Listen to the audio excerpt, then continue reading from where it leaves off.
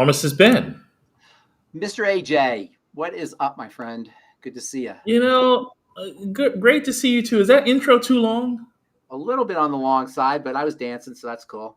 Yeah, we gotta talk to our executive producer over there. She's gotta work on that thing. Yeah, cut it a little. It's good tune though. It's good. It was entertaining. What's Okay, going on? How you feeling today? Pharmacist Ben, I didn't discuss with you our topics today. I Did know. You you? surprised me. I did text you, but it doesn't look like you saw it. I didn't see a text from you. What did you So, ask me? Did you ask me something? so I did, and the questions had to do with orthomolecular medicine. Okay. When they do those injections of you know clearly. Ortho means good or okay or healthy, good for you. Molecular is molecules. Orthomolecular medicine is the medicine of good molecules. Put it that way. Orthomolecular, the medicine of good molecules, meaning nutrition. Matter of fact, hang on a quick second here, because I just looking at my desk. Check this out. Can't see a thing. Oh, there you go. Okay. Can you read? Can you see this? I don't know if you can see it. Yeah, orthomolecular medicine for what? Everyone. This was written by the guy named Abram Hoffer, who is known as the father of orthomolecular medicine. And Abram Hoffer was a physician who, in the 1950s, I believe, 50s and 60s, he started using nutritional supplement nutrients for various health challenges, specifically niacin. It was his claim to fame was he was using niacin to treat schizophrenics and also zinc. Zinc and niacin, another guy named Carl Pfeiffer wrote a book on zinc for mental health challenges. And, it's really important to understand that our knowledge about nutritional nutrients, what we call the mighty 90 essential nutrients, it's only about 120 years old, 130 years old. About the late 19th century, the 1890s, as I've told the story before, they started to suspect that there were molecules in food that were not proteins, that were not fats, and that were not carbohydrates, but had effects on health. This was a radical idea. For thousands and thousands of years, when people saw a piece of food, say a piece of bread, they just knew about the big stuff, the proteins and the fats and the carbohydrates, because they're in the foods in large quantities. But the vitamins and the minerals and the fatty acids and the what's the third one? The amino acids, fourth one, they're in very tiny concentrations. So we didn't have the detection mechanisms, and nobody really suspected that there were these tiny little molecules in foods that were responsible for health, and whose lack, or if these molecules were deficient, they would cause diseases. Then they started to do some experiments, and technology started to get advanced, and they could start to see things at smaller and smaller scales. And that's when they noticed that there were these incredible little molecules, akin to pixie dust, that had powerful effects on health. Cut to the 1950s, and they started to experiment with using these substances to treat diseases, and that was the beginnings of what's called orthomolecular medicine. Now, the drug industry, being as entrenched and having lots of money, being subsidized by the government, etc., they trumped anything that these nutritional orthomolecular scientists and orthomolecular clinicians were experimenting with. So nobody really knew about it. So you had to go to some kind of really advanced or outside the box physician to use these kinds of things. Dr. Abram Hoffer was such an outside the box physician. Same with Dr. Carl Pfeiffer and ultimately Dr. Wallach and a few other people. But in the 1940s and 1950s, this was still a very new idea. So when Dr. Hoffer, Abram Hoffer, came up with these ideas, it was still considered to be on the fringes. And the pharmacomedical model has this way of marginalizing and dismissing ideas that aren't conventional and aren't mainstream, much like the situation today. So orthomolecular medicine to the mainstream is just now starting to make some inroads from the 1950s when it began. So it's taken 70 years. And even today, it's not really that orthomolecular science or orthomolecular clinical work is still not respected or leveraged as much as it can be, except for present company, of course, here on this call and folks in longevity.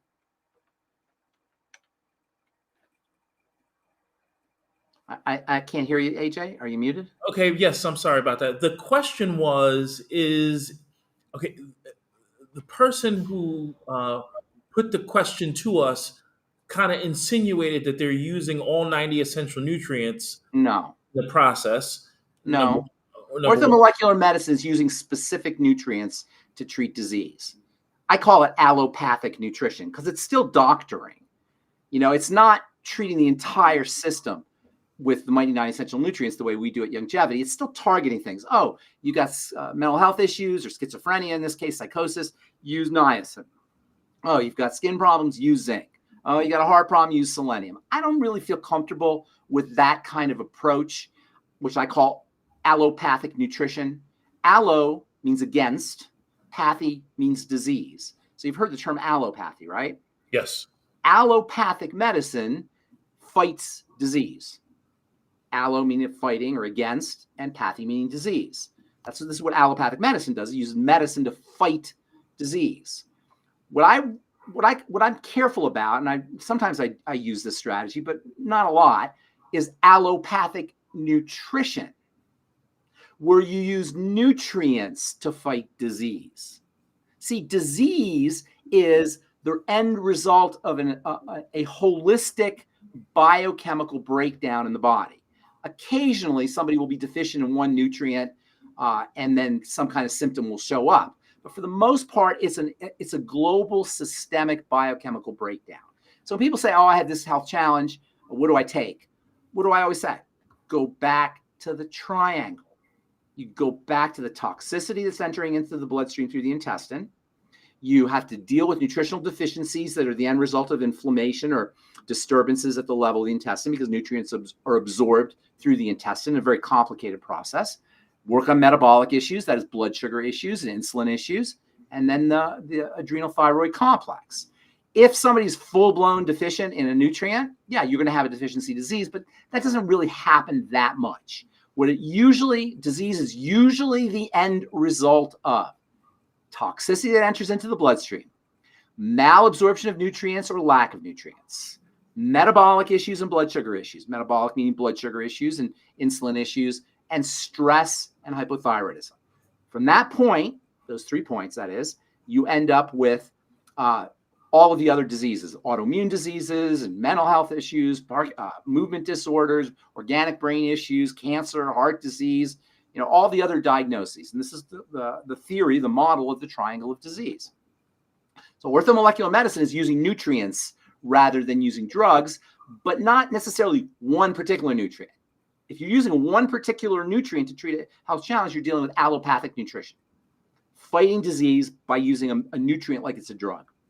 Mm-hmm. I like looking at the whole body systemically and seeing what's wrong metabolically in terms of toxicity and in terms of malabsorption of nutrients. I agree wholeheartedly, and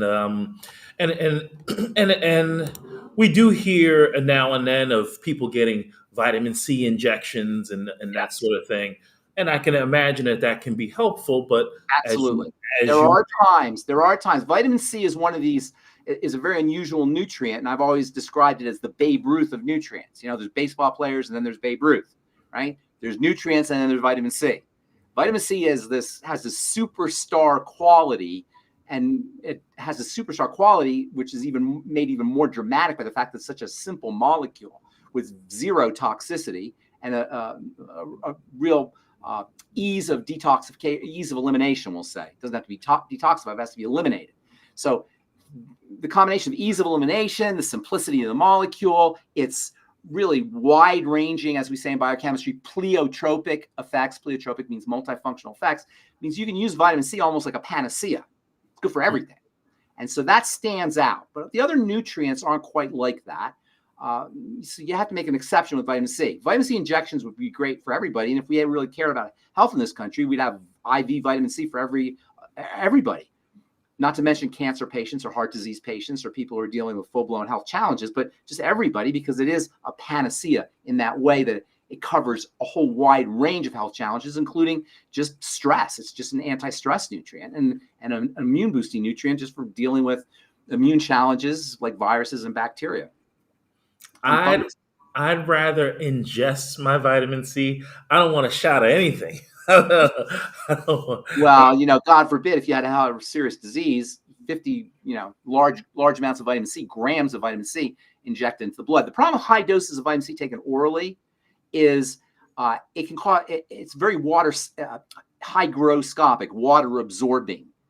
And so when you take vitamin C in high doses, say a gram or 2 grams all at once, it can cause some bloating or some gas or for some abdominal distension, diarrhea. In fact, high doses of vitamin C taken orally can have a laxative effect for people who are chronically constipated.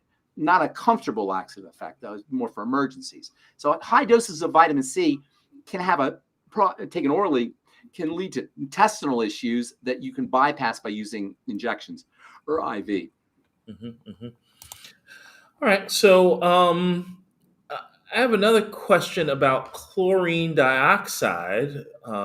Yes, I see it. I see your text here. Chlorine dioxide is a oxidizing agent. It's a bleach of sorts. So it has some health benefits in terms of killing things. It can kill bacteria. It's an antiseptic, for example, like hydrogen peroxide is the same idea. Hydrogen peroxide has a molecule of oxygen that is loose. And that loose oxygen can be released and can kill things. Oxygen has an oxidizing effect and kills things. It's an antiseptic. Chlorine dioxide is pretty much the same thing. And the chlorine probably also helps too. Chlorine also kills things. Chlorine dioxide, though, is being recommended now for cancer, for the latest viral infection, which we're not allowed to mention, because of its ability to kill things. And there are products that have chlorine dioxide in them. It has to be stabilized, so it's a little bit tricky to get products like that, and there's not a lot of them. So you'll see them advertised as stabilized chlorine dioxide drops. And these kinds of things can have antiseptic value. And then there is some research that shows that it may have an ability to prevent cancer metastases, again, via oxidation, via this oxygen molecule that's released. But it's not nutrition. Mm-hmm. It's not a nutritional thing. It's more medicinal or antimicrobial, antibacterial, antifungal, anti-cancer molecule or substance. What might be your more holistic from a nutritional standpoint? Holistically, yeah, nutrition. That's a really great question. Let me tell you, and I think it's important. You can't treat nutrients like drugs. Chlorine dioxide is in the drug world. It kills things. It's powerful. It has to be cleansed out of the body. This is not the world of nutrients. So there's no one-to-one correspondence between nutrients and a drug or nutrients and an antimicrobial chemical. It's not a one-to-one correspondence. Nutrients, this is a very important distinction here. Nutrients help the body do the work. The nutrients don't do the work directly. They give the cells the raw material so the cells can do the work. Drugs, chlorine dioxide being classified as drug, those do the work. The drugs are a way of saying, hey, we're in charge here. We're going to tell you what to do to the body, to the cell. Nutrition says, here, eat, manja, nutriate yourself, get strong, and then you do the work. See the difference? When you have a drug and the drugs or the practitioner or the dispenser of the drug says, hey, we're in charge. You're going to die now, or you're going to stop making acid, or you're going to stop chewing up bone in the case of a bisphosphonate drug. There's always going to be a price to be paid for that. Whenever you force the body to do something, you may get an effect, but that very forcing, that very compulsion that's being created by this foreign molecule that is in essence a poison, not metaphorically, literally a poison, while it may have an effect on blood pressure or on blood sugar or whatever system you're targeting, you're going to pay a price. Whether that price is a significant price or whether it's not a significant price depends on the molecule, depends on the drug, depends on the amount you're using. But you don't have that problem with nutrients because you're allowing the body to make the decision. A drug overrides the body. A nutrient supports the body. This is a philosophical position that the practitioner or that we as consumers take. Are we going to take the philosophical position that we're smarter than the body, The body's stupid. It's making mistakes, and we're going to tell the body what to do. And damn it, we're going to fix this body no matter what it takes. Or are we going to take the position, hey, the body has got millions of years of evolution behind it. From a cellular perspective, it's got billions of years of evolution behind it. Maybe the body knows what to do if it has the resources to do what it needs to do. So there's a philosophical difference between treating the body with a drug or medicine and treating the body with nutrition. You can't say, oh, I'm on a beta blocker. What nutrients can I take that will duplicate the beta blocker? Because the beta blocker is like Muhammad Ali in the ring. Boom, boom, boom. The nutrient is like your grandmother, right? How is your grandmother going to be able to compete with Muhammad Ali, right? But your grandmother loves you. Muhammad Ali doesn't care about you. The boxer doesn't care about you. Your grandmother wants you strong, wants you healthy. That's not what the drug does. And let me be clear, as a pharmacist who studied medicine for 40 years, there is no drug that will make you healthy. There are drugs that will change your symptomology, and there are drugs perhaps that will kill bacteria, antibiotics, of course, or antifungals if you're dealing with a fungal infection, and those are important, but you're not going to be better off with a drug, with the exception of you won't have the bacteria, the fungus, or whatever the microbes are that you're trying to attack.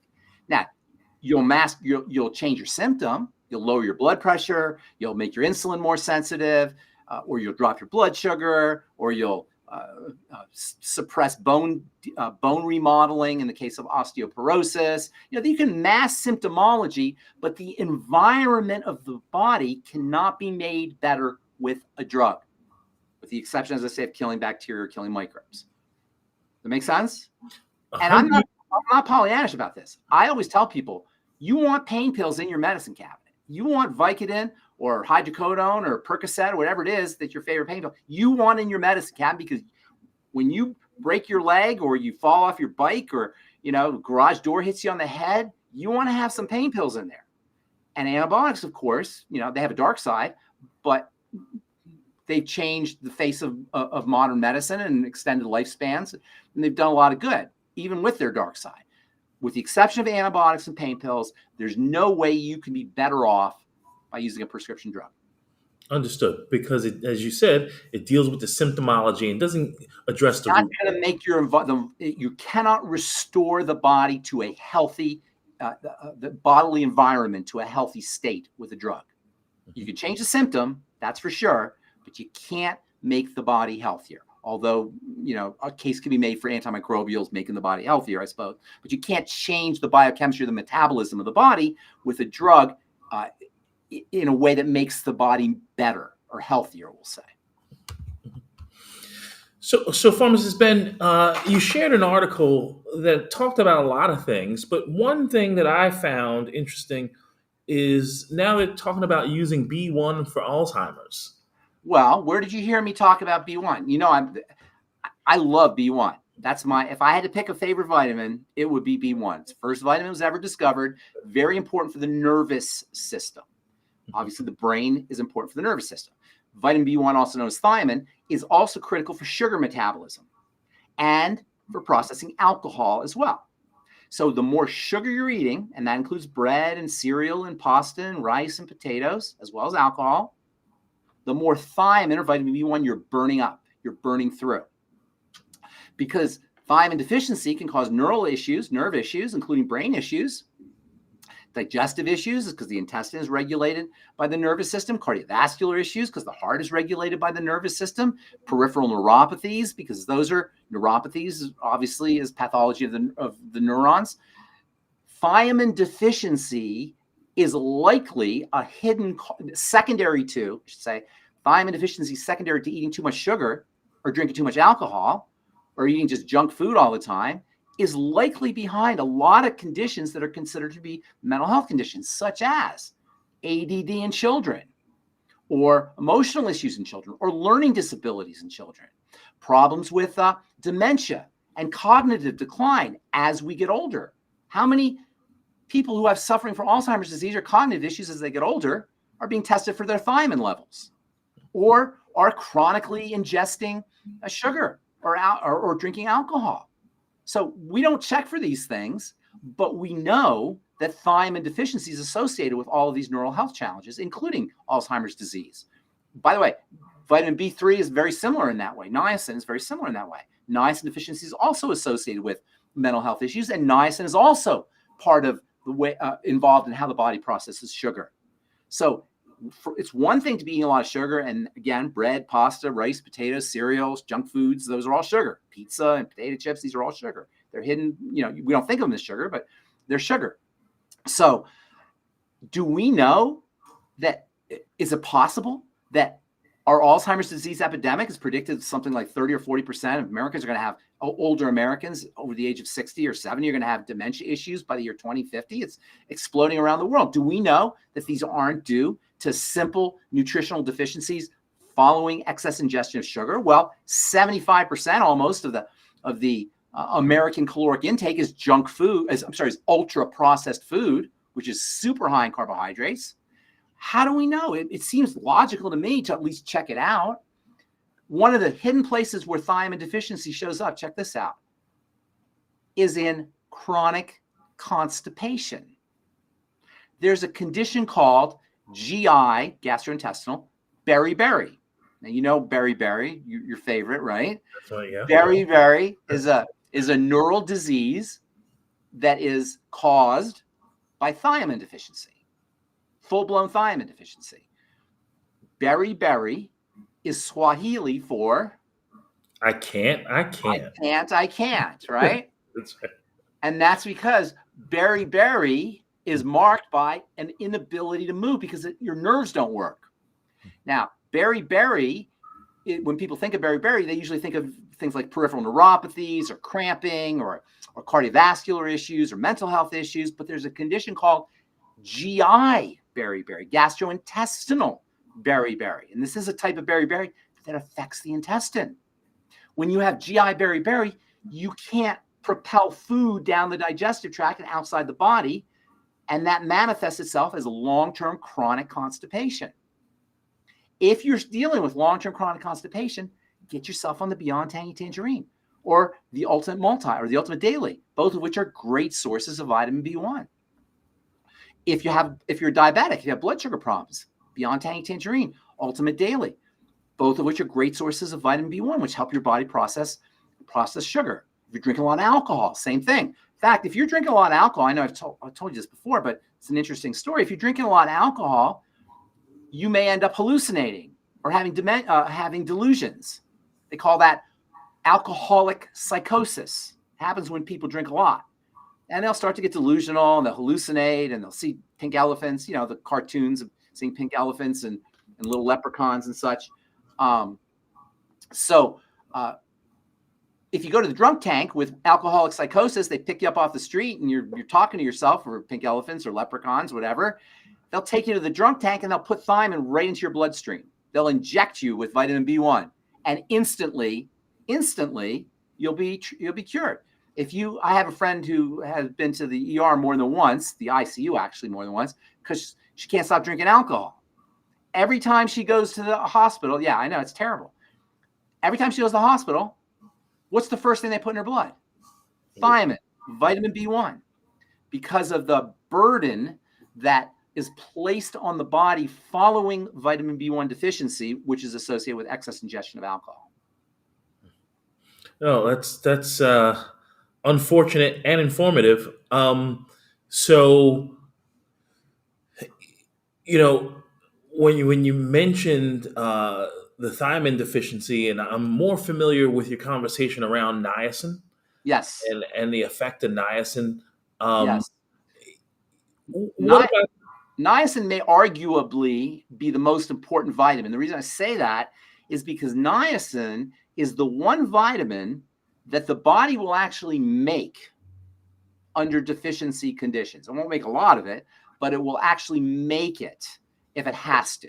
There's no other vitamins the body can make. Niacin, there are some biochemical pathways that will turn the amino acid tryptophan into niacin. Mm-hmm. So niacin that's how important niacin is. And as I say, Dr. Abram Hoffer used it medicinally in when he was treating schizophrenia and psychoses.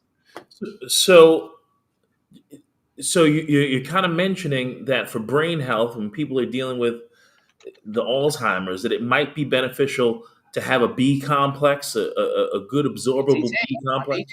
BTT, Beyond Tangy Tangerine, is one of the best B complex supplements you'll ever use. It's liquid. It goes right to work. I know I've told this before. My dad had Alzheimer's, and I would go visit him in the nursing home, and I have to sneak the Beyond Tangy Tangerine in because they didn't want him to have it. And I would I'd make him a little Beyond Tangy Tangerine drink, and he would drink it. And almost exactly as he was drinking it, I could see him getting better.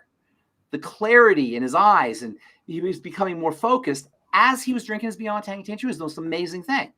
And then, I would leave, and I couldn't leave him the BTT. He wasn't totally lucid, so I couldn't leave him the BTT. He wouldn't know what to do with it. And next time I go visit, he was back. He was in his deteriorated state. So I would have to keep treating him that way. The greatest gift you could give your parents or your grandparents or anybody you know who's in a facility, a nursing home facility with cognitive decline, is the gift of Beyond Tangy Tangerine. Christmas is coming up.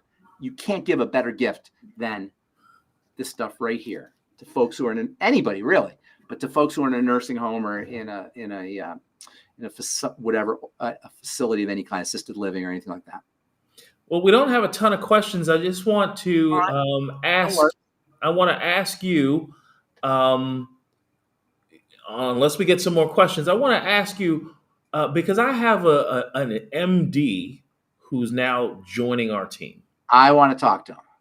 Well, you have to talk to him. It's mandatory because there's the biochemical relationship. I can sort of explain some things, but obviously I'm no pharmacist, Ben, and it needs your touch on it.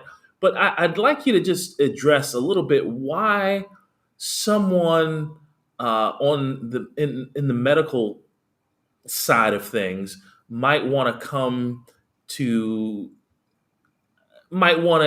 incorporate what we do into what they do.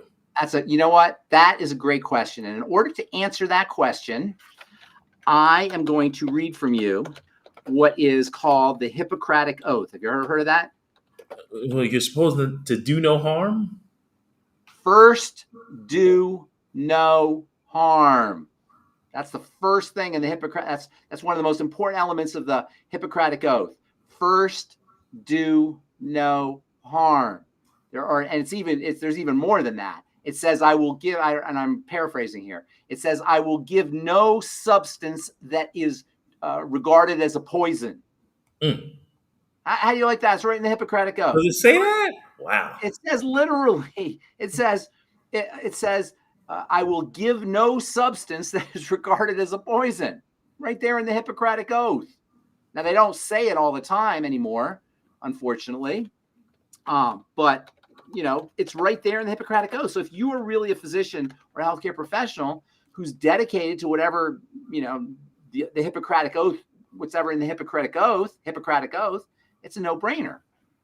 In the Hippocratic Oath, I'm reading here right out of it, to prescribe, I pledge to prescribe only beneficial treatments according to his abilities and judgment, and refrain from causing harm or hurt. What's the definition of a prescription drug? It shuts off a part of the body. Not the definition, but what's the mechanism of a prescription drug? It shuts off part of the body. It's literally a poison, which violates the Hippocratic Oath. That's all you got to see. In fact, all doctors should be using nutrition first. Here's the Hippocratic Oath. I will apply for the benefit of the sick all measures that are required, avoiding those traps of overtreatment and therapeutic nihilism. You know what that means, therapeutic nihilism? Therapeutic nihilism, when you say this guy's going to die anyway, it's not going to make a difference. It's called therapeutic nihilism. And then there's another one. Let me find where it says, I will prevent disease wherever I can, for prevention is preferable to cure. I will remember that I do not treat a fever chart, a cancerous growth, but a sick human being. Wow. These are all in the Hippocratic Oath, right? And we don't, like I say, they don't, I'm pretty sure medical students don't say the Hippocratic Oath That anymore, sounds like what we do. right? This is the Hippocratic Oath is called the Hippocratic Oath because it was written by Hippocrates, the father of medicine. And they really don't say this anymore, huh? I think they stopped saying. I can't swear that I don't know, but I think they did stop saying that. I wanted to find the one part where they'd say that it will administer no poison or abortifacient, for that matter. Where does a hypocrite come from? Hypocrite is a liar, as somebody who does one thing and says another. Is that the root? No. Hippocrates is Hippocrates, Hippocrates. Hypocrite is Hypocrite. It's different, completely different word. Okay. All right. So that's what you should tell. To answer your question, that's what you should be telling your doctor friend is nutritional orthomolecular medicine, if you will, is exactly what the Hippocratic Oath promotes. Well, I hope when you speak to them, you'll give something more supportive, than slapping them in the face with their reluctance to do what they promised to do. No, I don't do that. I have a lot of friends who are doctors. Listen, I think doctors are beautiful people for the most part. There's like in any group of human beings, there's going to be the bad apples. Bad everywhere. Right. But for the most part, and I have a ton of friends who are physicians, they're beautiful, good, kind, understanding, open-minded people for the most part. And they just want to do what's best. They get the same thing as pharmacists. We got into the business because we love human beings. We want to help people. The tools, unfortunately, for helping people have been co-opted by economic and financial interests. And there's nowhere near as much money to be made in nutritional supplements, which at the end of the day are generic and non-patented, as there are in drugs. So the economic model has skewed our therapeutic strategies toward pharmaceuticals and towards medicines, irregardless of the fact that nobody has a drug deficiency and drugs always poison the body by their very mechanism. So the real problem is the pharmacomedical model, the paradigm, not the individual practitioners who by and large are really good, beautiful people, and a lot of whom I'm proud to call my friends. I know you love people. There's no question about that. Well, I do. I want to help you. I do love people. I do love humanity, and I want to help people. But I'm saying physicians themselves should never be blamed for the ills or the problems associated with the pharmacomedical paradigm or the pharmacomedical model or centralized medicine, which is more about financial and economic interests at the end of the day than it is about helping human beings. The individual physician doesn't fall into that category. That did not escape me. And we have questions pouring in.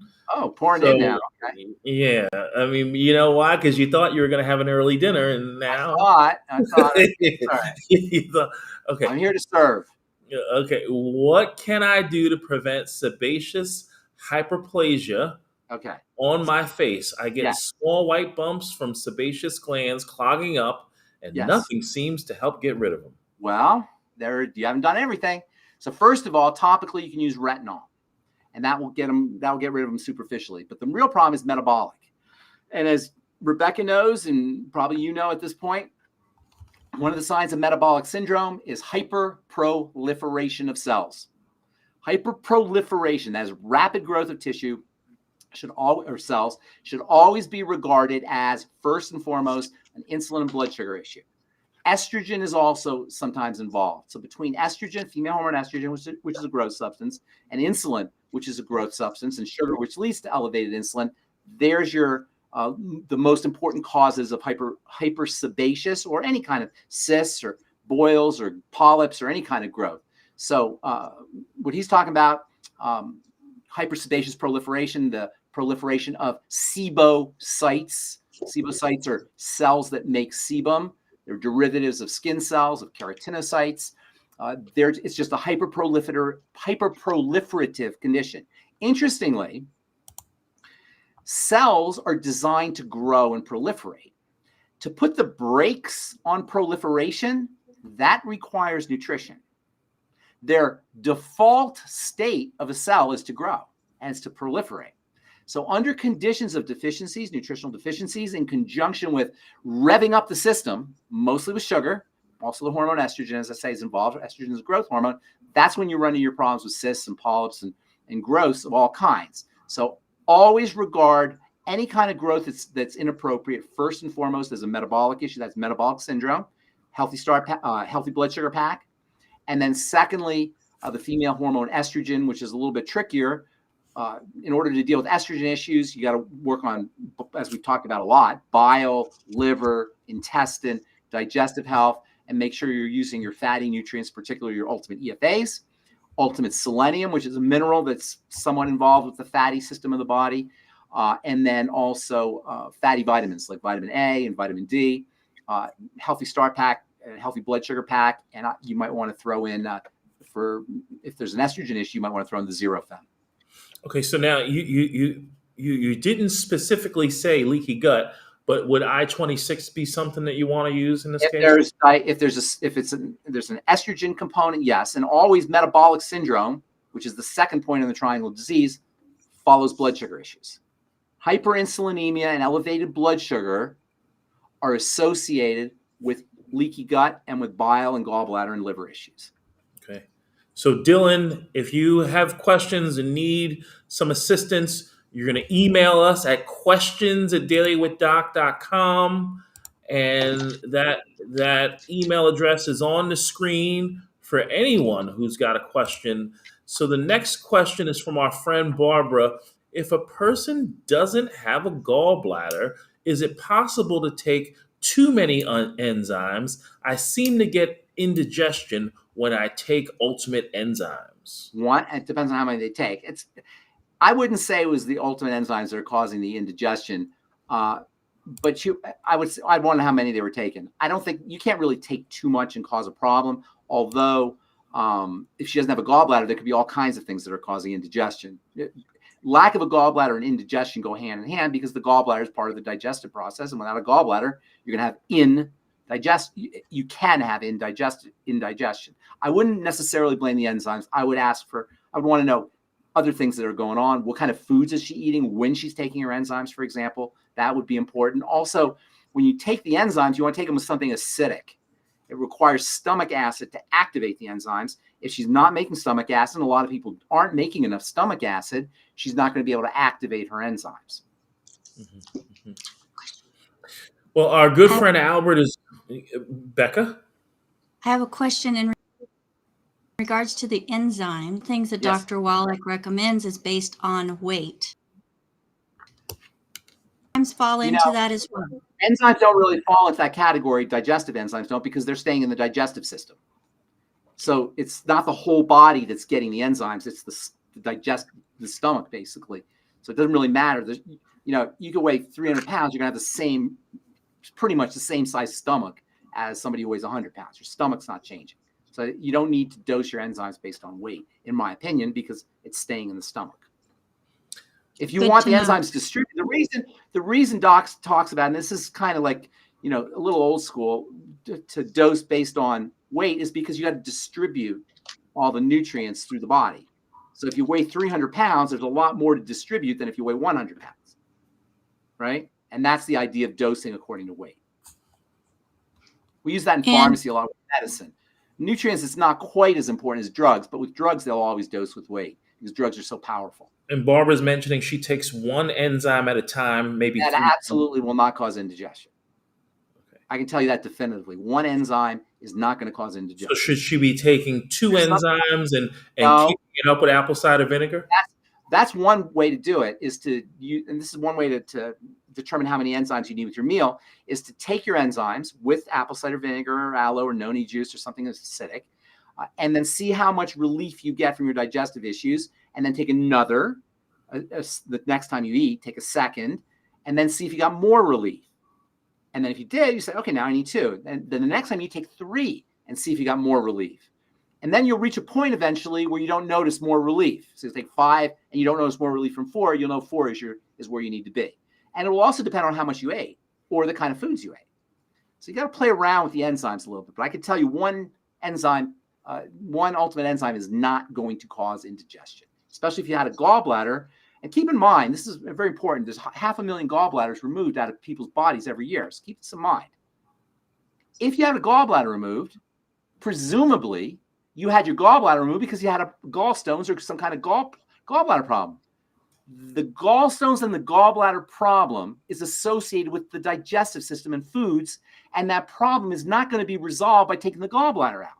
In fact, it's going to be made worse. You may not know because now you don't have a gallbladder to have stones in, but you haven't corrected the problem. And this is the flaw in the medical model, is we don't correct the problem. And because we hide the symptom, which at the end of the day is there to tell us we have a problem, now our problem is going to get worse because we've lost the barometer, the signal, the metric that's telling us we have a problem. It's like somebody comes to you, AJ, and says your house is burning down.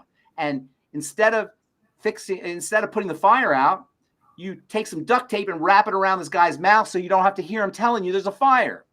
That's how stupid it is, right? You know? And then what's going to happen to your house? Yeah, exactly. Your neighbor comes over. AJ, there's smoke in your house. Oh, shut up. You hit him on the head with a hammer. I don't want to hear you from you. Your house burns down. And this is the problem. And I'm not blaming doctors. It's the model.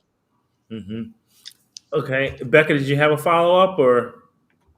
That's all on that. But if he has time for a question, I've got a question. Okay. Yes. Well, we have other questions that are more important than your question. I'm just joking. I like messing with Becca when we're on this platform because I can't mess with her on the other platform. I'm just joking, boss. What's your question? So that's 40 years old, Ben, 330 pounds. He is on a keto diet. He has schizoid disorder and major depressive disorder. He's wanting to know what he needs to treat it. Now, I do know that he does drink diet drinks, and the ones that he mentioned to me are with aspartame. Don't know if that helps or hinders. Okay, I'm not hearing everything you're saying because there's a little bit of echo and you're cutting out a bit, but I got the gist of it. A couple things. What we have to recognize is when you're overweight, when you have you're carrying a lot of body fat, there's a serious metabolic disturbance. 330 pounds. I don't know how tall this guy is, but assuming he's just like, not 6'8" or something, and, a defensive or an offensive lineman, I'm assuming that he's normal height and he's just very overweight. That's telling me there's a major metabolic and hormonal disturbance. Body fat makes hormones. Fat cells make hormones. So the more body fat you're carrying, the more your hormones, particularly your estrogen and your steroid hormones, are going to be thrown off. And that can cause all kinds of havoc for every single system in the body.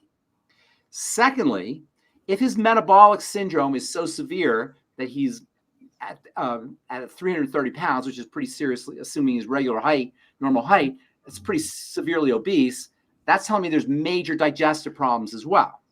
Remember, to have that kind of significant dysglycemia and metabolic issues at the second point of the triangle disease, you got to have some pretty serious stuff going on in the first point of the triangle disease, the digestive system.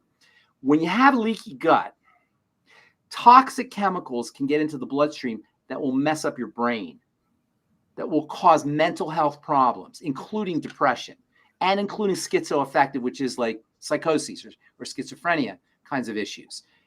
We know there's a major link between gut bacteria and mental health. That's why autistic children are often, or autism, I should say, is often caused by dysbiosis. Nobody ever checks for dysbiosis when people have depression or when people have schizophrenia, but you can bet your bottom dollar there's going to be some element of that involved. So I'm sure this guy, if he's been diagnosed with schizoaffective disorder, and then what was the other thing you said? What was the other thing you said? It's major depressive disorder. Yeah, depression and schizoaffective disorder, mental health issues. He has not been checked for dysbiosis, for gut bacteria. I'm sure he hasn't. But that's probably where everything's starting because that's where everything starts off. So for this gentleman, AJ, I-26, to your point, I-26 is a must. Food diary is a must. When he does a food diary, notice which foods make his mental health challenges worse. And he'll see that certain foods, particularly sugars and refined carbohydrates and ultra-processed food, and this gentleman's drinking a lot of diet soda, he's probably eating a lot of ultra-processed food as well. All of those can have a major impact on mental health, organic brain health, as well as causing nutritional deficiencies, which can in turn lead to brain and mental health issues.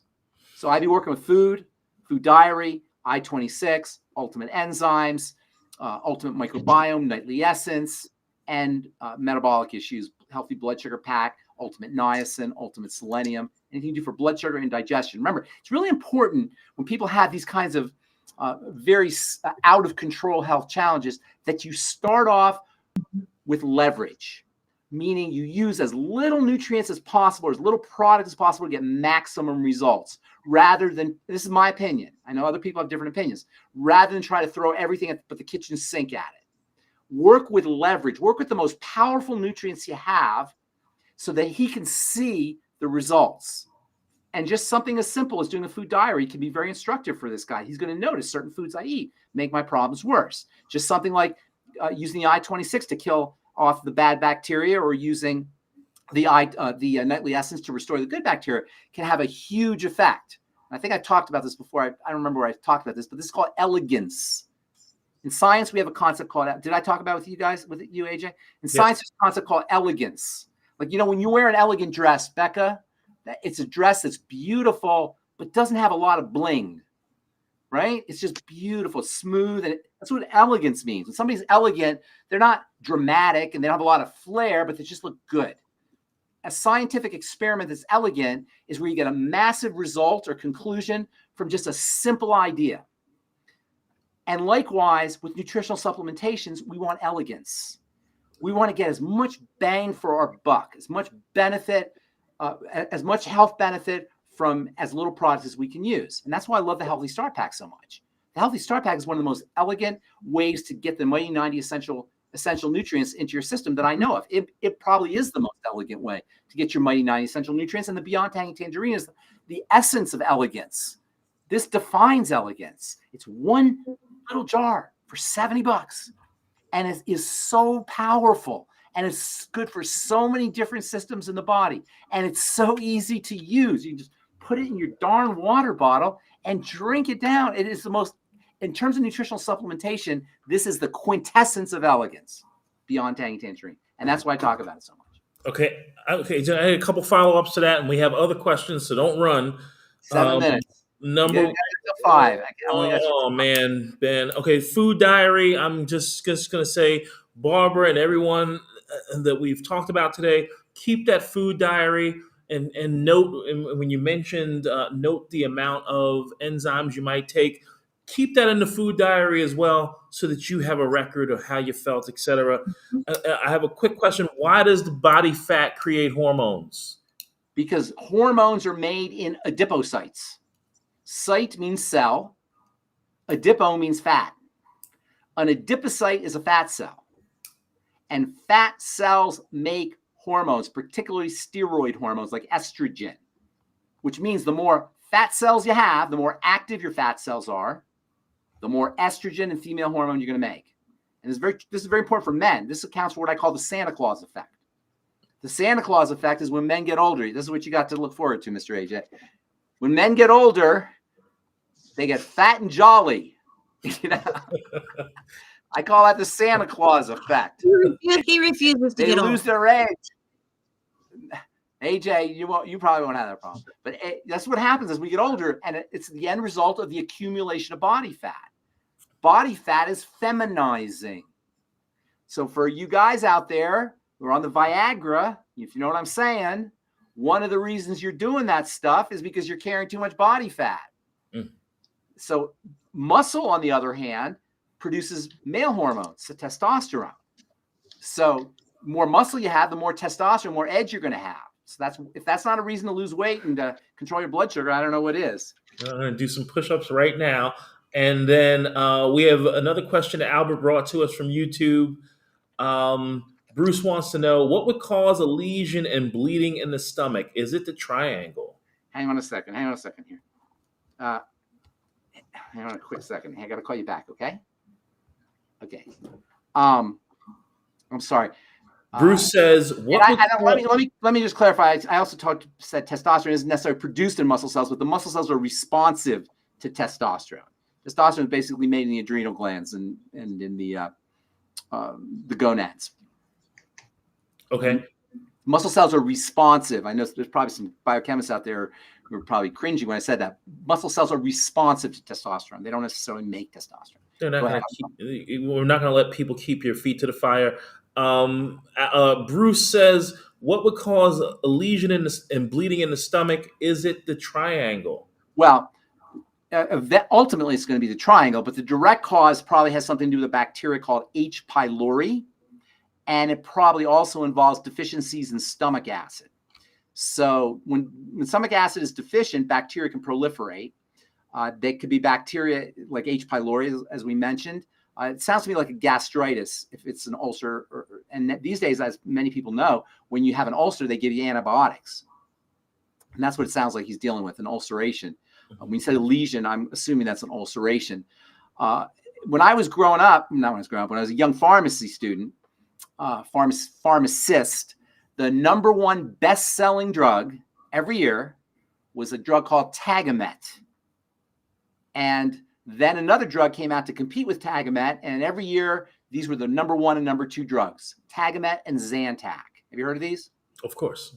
Tagamet and Zantac were used to suppress stomach acid. Interestingly, they work as antihistamines because histamine is involved in the production of stomach acid. That's just an aside. So these antihistamine drugs, Tagamet and Zantac, were given for people who had ulcers because the thinking was when you had ulcers, you were making too much stomach acid.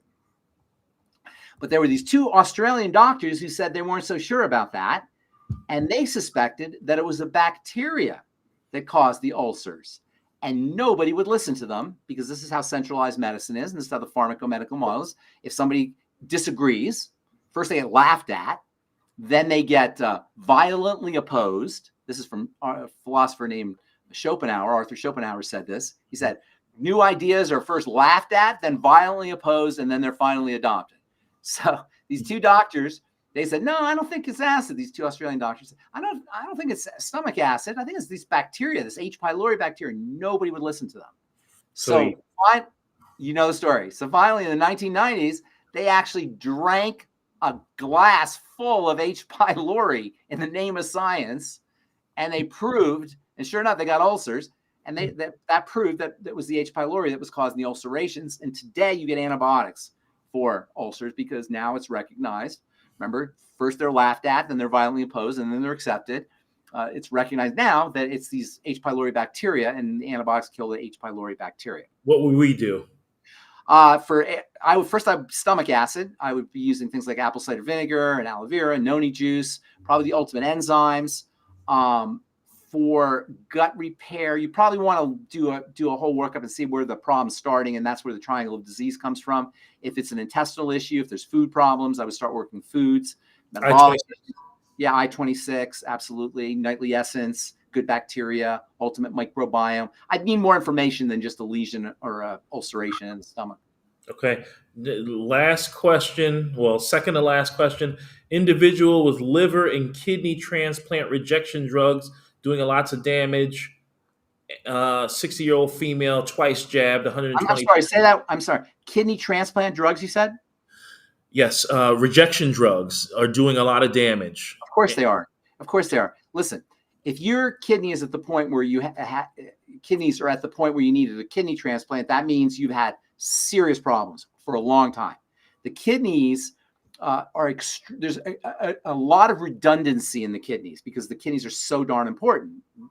Arguably, one of the most important systems in the body. So there's a lot of redundancy in the kidney, and you're not even going to know you have a kidney problem until you're at like 15% or 20% function. In other words, you could lose 80% of the function, you don't even know it because there's so much redundancy. Do you understand what I'm saying? Does that make sense? Yes. So by the time you have kidney disease, your body, your metabolism has been thrown off for decades. Unless you've been poisoned. There are poisons that can destroy the kidney. So that can do it too. But for most people, it's going to be metabolic, blood sugar, glycation that causes kidney damage. So that means you got to correct a lot of things. Now, once you need a kidney transplant, it's life-changing. It's life-saving, obviously.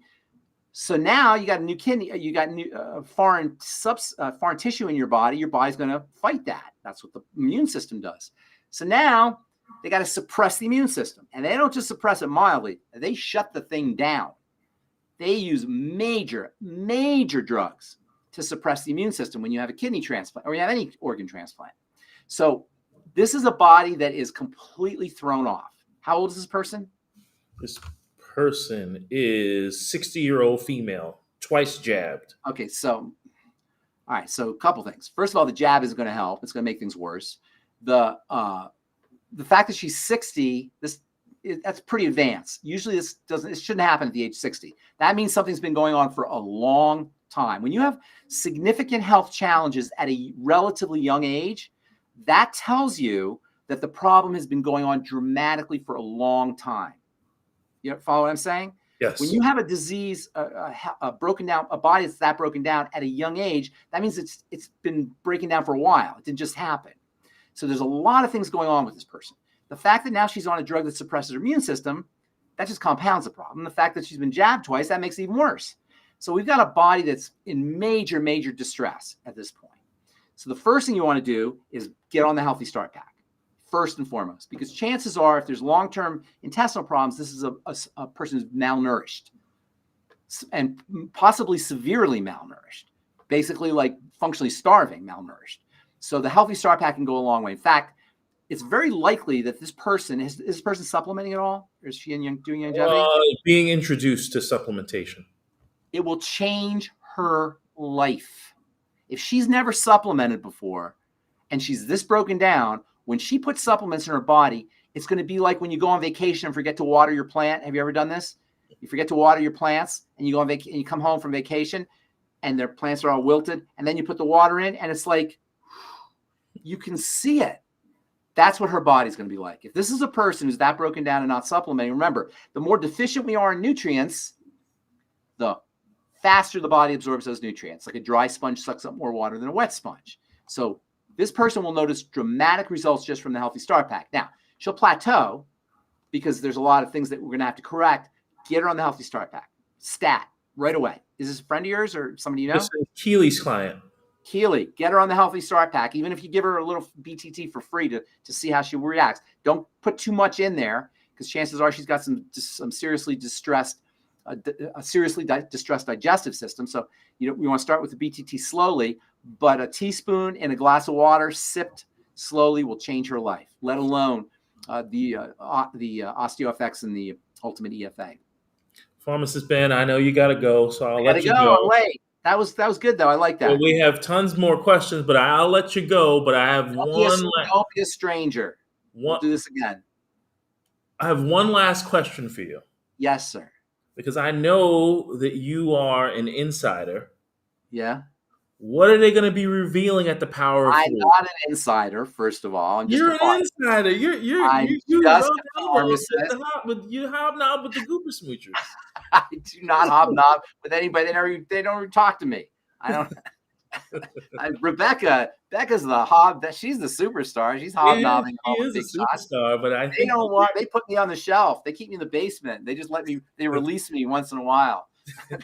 I'm going to change that. I want to change that, Ben. I got on some list or something. I got on some S list or something some time ago. I don't know what happened. But I love the people and I love longevity. And I'm here to help and make a difference, and that's what we're all here to do. And we love you, and we're thankful that you're with us. And you enjoy your travels and travel safe. Thank you. Good to see you. Bye, everybody.